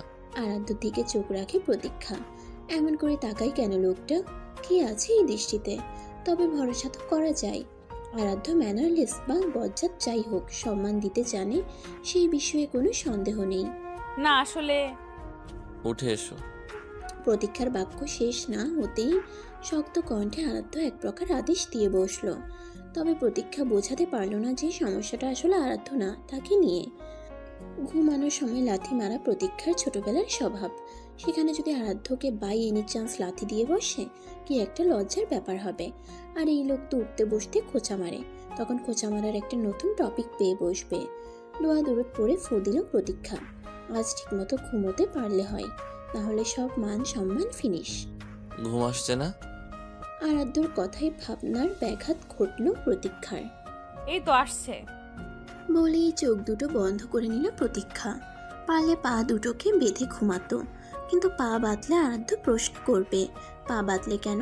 তখন প্রতীক্ষা কে বলবে? কি একটা যন্ত্রণার মধ্যে পড়ল। হাবিজাবি ভাবতে ভাবতে একসময় ঘুমিয়ে পড়ল প্রতীক্ষা। তবে ঘুমের মধ্যেও যে কেউ তাকে পর্যবেক্ষণ করে চলেছে তা যেন প্রতীক্ষার অজানাই রয়ে গেল। শহরের এক কোণে দাঁড়িয়ে আছে দোতলা বাড়িটি। আধুনিক ভাষায় প্রকাশ করলে ছোটখাটো একটা ডুপ্লেক্স বলা যায়। সাদার উপর কালশিটে দাগ পড়া বাড়িটি আরাধ্যদের দাদার আমলের। তবে বর্তমানে ওরাই এই বাড়িটির অস্তিত্ব টিকিয়ে রেখেছে। ব্যবসার কাজে আরাধ্যর বাবা বেশিরভাগই ঢাকার বাইরে অবস্থানরত থাকেন, ফলস্বরূপ ছেলের বিয়েতেও আসতে পারেননি। বাড়িটিতে এক কথায় বলতে গেলে আরাধ্য আর তার মাই থাকে। তবে এখন থেকে বাড়ির নতুন সদস্য প্রতীক্ষারও স্থান হয়েছে। সূর্যের আলো এসে গাছ হয়ে দিচ্ছে। বাড়ির আশেপাশে গাছপালা থাকায় পাখিদের আনাগোনাও কিছুটা কম নয়। কিচিরমিচির আওয়াজে সকালে ঘুমিয়ে থাকাটা প্রায়ই মুশকিল হয়ে পড়ে। সকাল 8:30 ঘটিকা। আধ ঘন্টা পর ঘড়ির কাঁটা 9টার ঘরে পা দেবে। সকাল 7টার অ্যালার্ম দিয়েও উঠতে পারেনি প্রতীক্ষা। ঘুম ভেঙে সবে চোখ জোড়া খুলল। ফোনটা হাতে নিয়ে দেখলো 8:35 বাজছে। দ্রুত উঠে বসলো, আশেপাশে নজর আওড়ালো। আরাধ্যর ঘরে নিজেকে আবিষ্কার করে বসলো। কাল তো তার বিয়ে হয়েছে।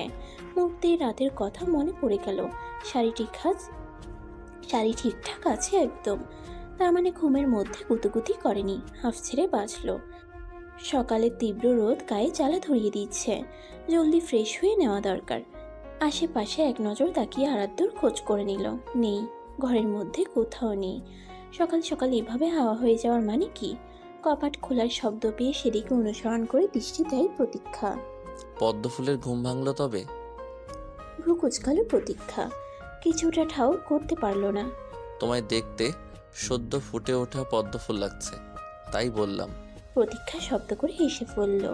লজ্জা লাগছে, কিন্তু সে লজ্জা কেন পাচ্ছে? ভালোবাসার মানুষ প্রশংসা করলে মেয়েরা লজ্জা পায়, তখন ভালো লাগার অনুভূতির জোয়ার বয়ে যায়। তবে কি আরাধ্য? না, এমন কিছুই না যা তা ভেবে চলেছে। হাতে রাখা চায়ের কাপটা সাইড টেবিলে রাখলো আরাধ্য। ফ্রেশ হয়ে চা খেয়ে নাও, তারপর নিচে এসো। আরাধ্য জানলো কি করে চা ছাড়া যে তার সকাল আরম্ভ হয় না? বড্ড জিজ্ঞেস করতে ইচ্ছে করছে। আপনি কি করে জানলেন আমার চা খাওয়ার অভ্যেস সম্পর্কে? তবে জিজ্ঞেস করলো না। হতে পারে মা বলে দিয়েছে। আপনার কি দরকার ছিল? আমিই বানিয়ে নিতাম। যেদিন আমি থাকবো না সেদিনই না হয় বানিয়ে নিও। বলেই ঘর থেকে বেরিয়ে এলো আরাধ্য। প্রতীক্ষা ঠিক বুঝতে পারল না, তবে বোঝার চেষ্টাও করলো না। মানুষটার প্রতিটা কথা এত জটিল, বুঝতে হলে হয়তো এই বেলাটা পার করতে হবে। ফ্রেশ হয়ে মেরুন রঙের একটা সিল্ক শাড়ি পরে নিল প্রতীক্ষা। চোখে গাঢ় করে কাজল দিল। লিপস্টিক দেওয়ার আর প্রয়োজন মনে করলো না। ভেজা চুল গড়িয়ে পানি পড়ছে, পেছনটুকু কিছুটা ভিজা আছে। শাড়ির আঁচল ঠিক করার মুহূর্তেই আরাধ্যর আওয়াজ কর্ণপাত ঘটল। আসবো? আয়নার দিকে তাকিয়ে আছে প্রতীক্ষা। আঁচল করা শেষ। আরাধ্য ঢুকে পড়লে লজ্জায় পড়তে হতো। একটুখানি ভালো লাগলো। এতটাও তো খারাপ না উনি। নিচু স্বরে না তাকিয়েই জবাব দিল প্রতীক্ষা। আরাধ্য ঢুকে পড়ে। নিঃশব্দে প্রতীক্ষার ঠিক পেছনে এসে দাঁড়ায়। আজকেও মেয়েটা চুল গড়িয়ে পানি পড়ছে। ঘাড়ের কাছ থেকে ভেজা চুল সরিয়ে দিল আরাধ্য। কিঞ্চিত কেঁপে উঠল প্রতীক্ষা। কি করছেন কি? চুপ। এই লোকটার মাথায় কখন কি চেপে বসে প্রতীক্ষা বুঝতে পারে না। তবে এতটুকু বুঝে গিয়েছে যে আরাধ্য নামের মানুষটা জটিল, ভীষণ রকমের জটিল। পকেটে থাকা খয়েরি রঙের লম্বাটে একটা বক্স বের করলো আরাধ্য। ভেতরে একটা চেইন, সোনার, মাঝে ছোট্ট একটা পাথরের ফুল চকচক করছে। দেখে মনে হচ্ছে যেন প্রতীক্ষার জন্যই তৈরি করা হয়েছে। তোমার উপহার। কি যেন একটা ভাবলো প্রতীক্ষা। আয়নার দিকে তাকিয়েই আরাধ্যর দিকে দৃষ্টি রেখে বলল, আমার। আরাধ্য চেইনটা আলতো হাতে পরিয়ে দিতে লাগলো। বিয়ের রাতে তো তোমায় কিছু দিলাম না, খেয়াল ছিল না আসলে। ও আচ্ছা। পছন্দ হয়েছে? উৎসুক দৃষ্টিতে চেয়ে আছে আরাধ্য, অর্ধাঙ্গিনীর জবাব শোনার অপেক্ষায়। আরাধ্যর থেকে মুখ ঘোরায় প্রতীক্ষা। লোকটা বেশি লম্বা, মুখ উঁচু করে তাকাতে হয়। শ্যামবর্ণ চেহারার উৎসুক দৃষ্টি তার উত্তরের অপেক্ষা করছে।